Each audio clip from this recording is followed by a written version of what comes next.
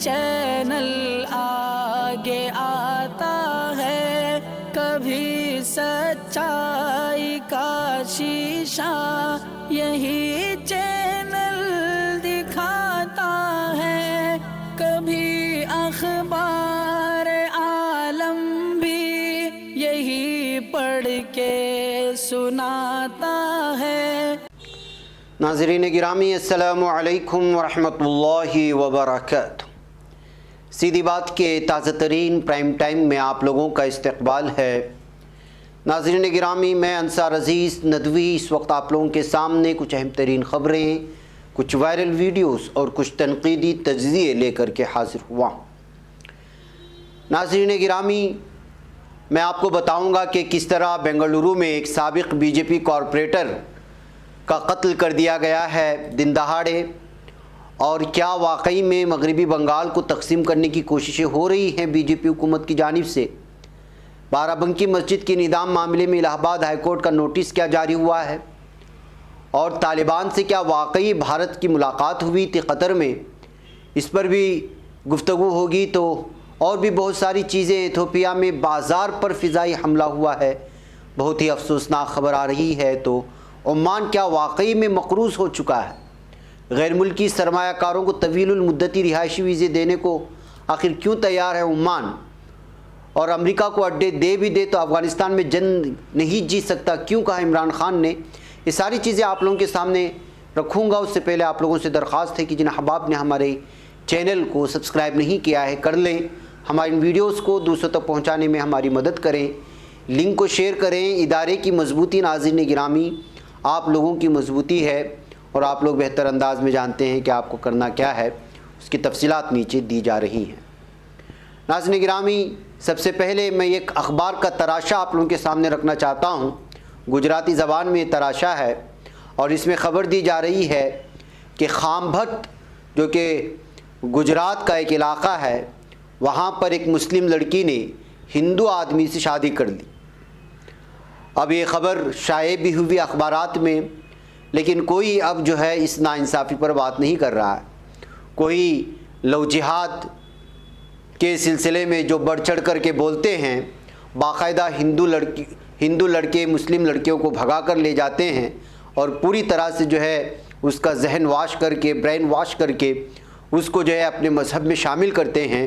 لیکن یہاں پر کسی بھی طرح کا لو جہاد نظر نہیں آ رہا ہے، اور وہ لوگ جو چلاتے تھے، بتایا جا رہا ہے کہ جو ہندو لڑکی ہے اس کا تعلق وڈودرا سے ہے۔ اگر یہی لڑکا مسلمان ہوتا اور لڑکی ہندو ہوتی تو آج گجرات میں کس طرح ہنگامہ شروع ہو جاتا، لیکن تمام پارٹیوں کے لیڈران خاموش ہیں، اور یہ اخبار کا تراشا آپ کا منہ چڑھائے گا ضرور بضرور، آپ اس کو دیکھ سکتے ہیں۔ ناظرین گرامی، کل سے کچھ تصویریں بہت زیادہ وائرل ہو رہی ہیں پولیس کی۔ آپ اس تصویر کو دیکھیں اور اندازہ لگا سکتے ہیں کہ پولیس کے اندر اس وقت کیا انسانیت باقی رہ گئی ہے۔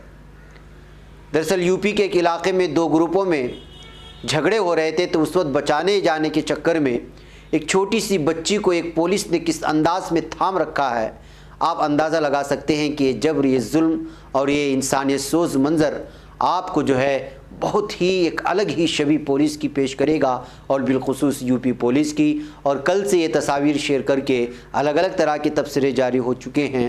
کسی نے لکھا کہ لوگ جو ہے اپنے گھروں کو اور پولیس اپنے پولیس تھانوں کو، تمام چیزوں کو جو ہے وہ الگ الگ پاک کرنے کے لیے سینیٹائزیشن کر رہی ہیں۔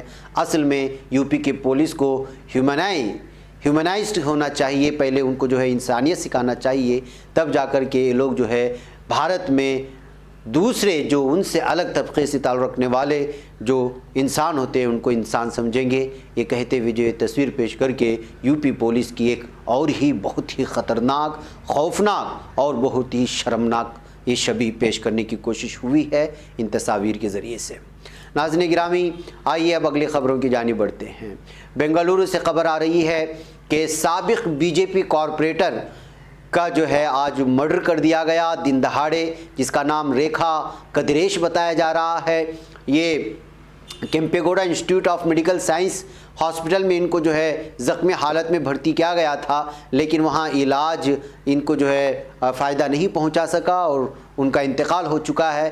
ریکھا کے شوہر کا بھی اس سے 3 سال پہلے جو ہے قتل کیا گیا تھا، اور بتایا جا رہا ہے کہ جن لوگوں نے اس کے شوہر کو قتل کیا تھا انہوں نے قتل کرنے کے بعد خود بخود جو ہے خود پولیس کے حوالے ہوا تھا۔ ابھی یہ فروری 7 2018 کی بات ہے، جبکہ آج ایک مرتبہ پھر اس کی بیوی یعنی جو بی جے پی کے سابق کارپوریٹر ہے اس کا دن دہاڑے 2 لوگ، جبکہ یہ اپنے آفس کے سامنے گھر کے سامنے جو ہے لوگوں کو راشن کٹ بانٹ رہی تھی، اسی وقت 2 لوگ بائک پر سوار آئے اور تیز دھار ہتھیار سے جو ہے اس پر حملہ کر کے اس کو زخمی کر دیا۔ اب بنگلور میں ایک بی جے پی سابق کارپوریٹر کے ہتیا سے اور قتل سے اور وہ بھی دن دہاڑے اس وقت جو ہے پوری طرح سے حالات اور آس پاس کے حالات بہت ہی نازک بتائے جا رہے ہیں۔ بہرکیف ناظرین گرامی، آئیے آگے بڑھتے ہیں۔ مغربی بنگال کی وزیر اعلیٰ ممتا بنرجی نے سوموار کو کہا کہ اتر پردیش سے متعدد لاشیں گنگا میں بہہ کر بنگال آ گئی ہیں، جن سے ندی کا پانی آلودہ ہو گیا ہے۔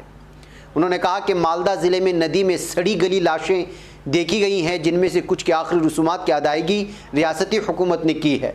بنرجی نے سیکریٹریٹ میں صحافیوں سے کہا، اتر پردیش سے لاشیں ندی میں بہہ کر مغربی بنگال آ گئیں۔ مالدہ میں ہم نے کچھ لاشیں دیکھی، ہم نے ان میں سے کچھ کی آخری رسومات ادا کی۔ معلوم ہو کہ گنگا ندی اتراکھنڈ، اتر پردیش، بہار، جھارکھنڈ اور مغربی بنگال سے ہو کر گزرتی ہے اور بنگال کی گھاٹی میں جا کر کے مل جاتی ہے۔ بتا دیں کہ گزشتہ دنوں بہار اور اتر پردیش میں گنگا اور اس کی معاون ندیوں میں بڑی تعداد میں مشتبہ کورونا متاثرین کی لاشیں تیرتی ہوئی ملی تھی، اور یہ سارا منظر آپ لوگوں نے دیکھا تھا۔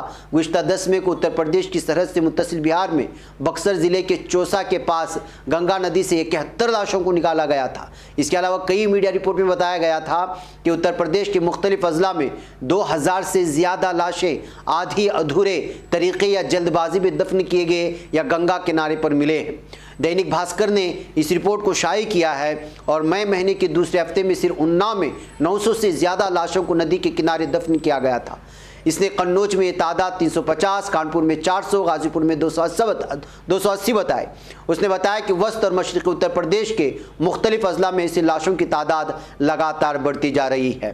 بہرکیف ناظرین گرامی، ایک طرف مغربی بنگال میں بہہ کر کے آنے والی لاشوں کو لے کر کے ممتا بنرجی نے جہاں پر یو پی حکومت کو آڑے ہاتھوں لیا ہے، وہیں پر مرکزی حکومت کی بی جے پی حکومت پر بھی الزام لگایا ہے کہ وہ لگاتار مغربی بنگال کے خلاف سازشیں رچ رہی ہے، اور اب کوشش ہو رہی ہے کہ مغربی بنگال کو 2 حصوں میں بانٹ کر کے یہاں کے لوگوں کو 2 حصوں میں بانٹا جائے۔ اس طرح کا بھی الزام انہوں نے اسی پریس کانفرنس میں لگایا ہے۔ کیا واقعی بی جے پی اندرونی سطح میں یہ سازش کر رہی ہے کہ مغربی بنگال کو بانٹے اور کسی بھی طرح سے جو اپنی سیاست یا اپنی حکمرانی وہاں نافذ کرنے کے لیے کسی بھی حد تک جا سکتے ہیں؟ یہ مغربی بنگال کی وزیر اعلیٰ ممتا بنرجی نے پریس کانفرنس میں بی جے پی حکومت پر الزام لگایا ہے۔ ناظرین گرامی، آئیے بارہ بنکی چلتے ہیں، اور بارہ بنکی مسجد منہدم معاملے میں یعنی جس کو شہید کر دیا گیا تھا، عدالت کے حکم کی خلاف ورزی کرتے ہوئے اس معاملے میں الہ آباد ہائی کورٹ کی لکھنؤ بینچ نے یو پی حکومت سمیت کئی لوگوں کو نوٹس جاری کر دیا ہے، جن میں سابق ایس ڈی ایم بھی شامل ہیں۔ ان سبھی لوگوں سے کورٹ نے کہا ہے کہ 3 ہفتے کے اندر جواب داخل کریں۔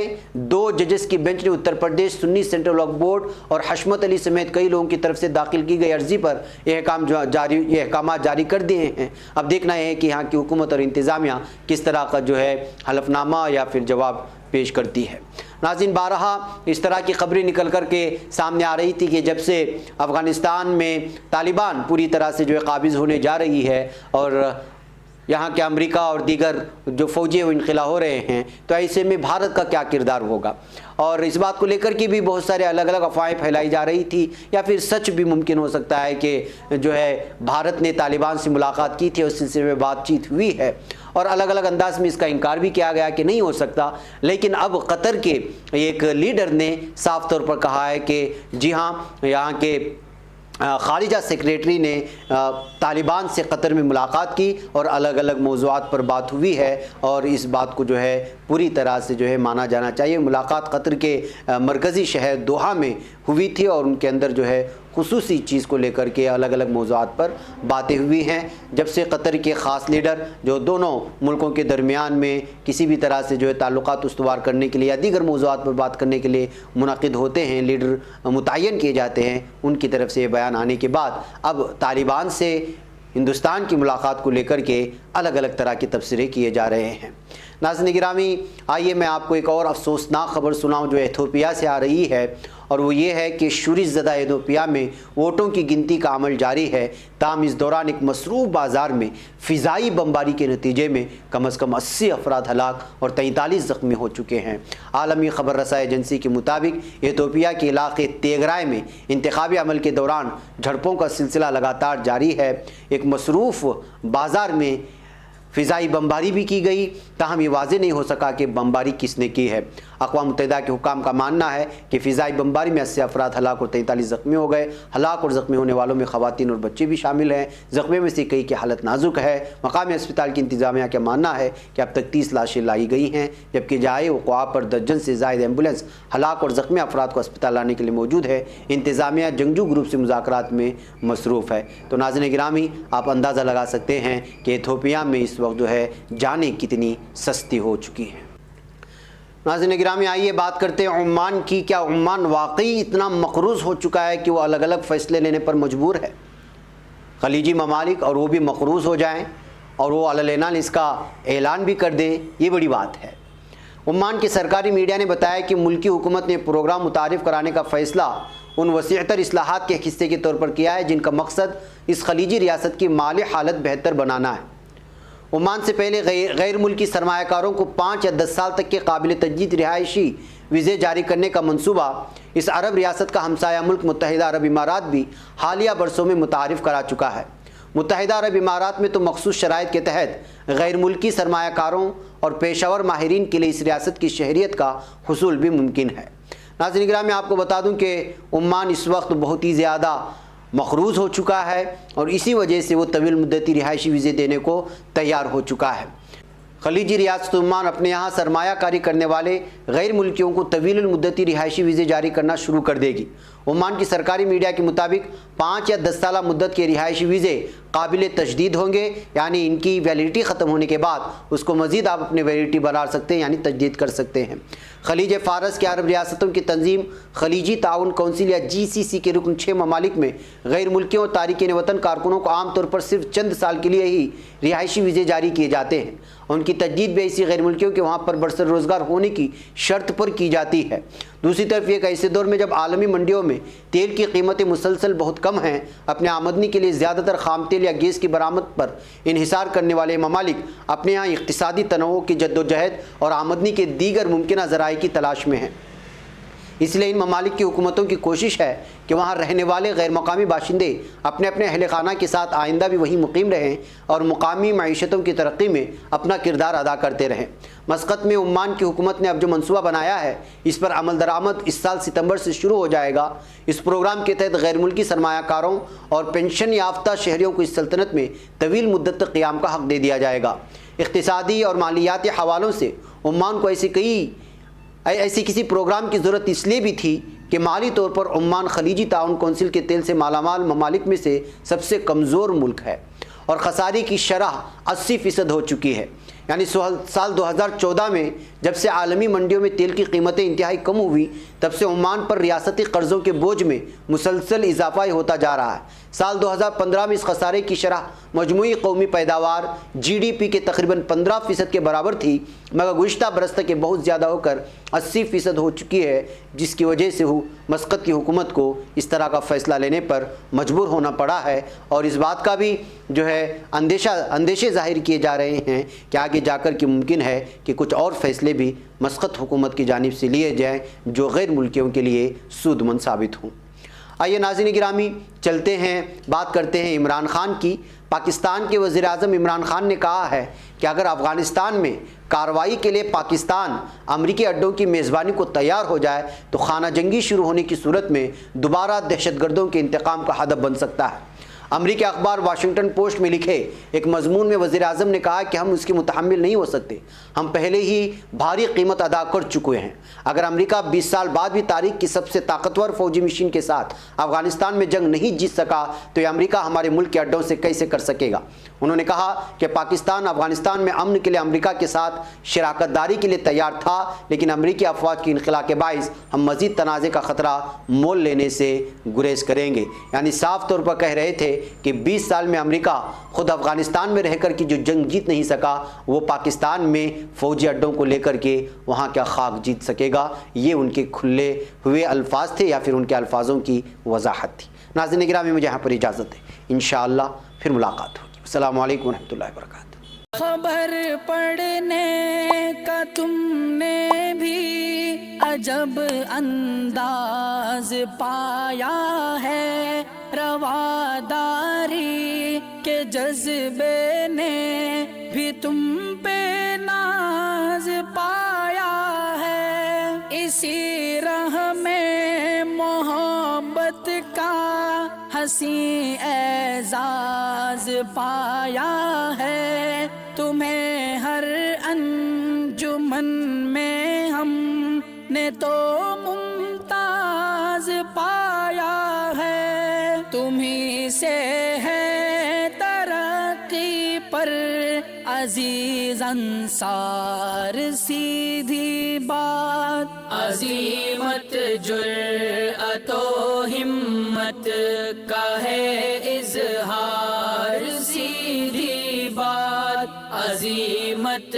جرأت و ہمت کا ہے اظہار، سیدھی بات۔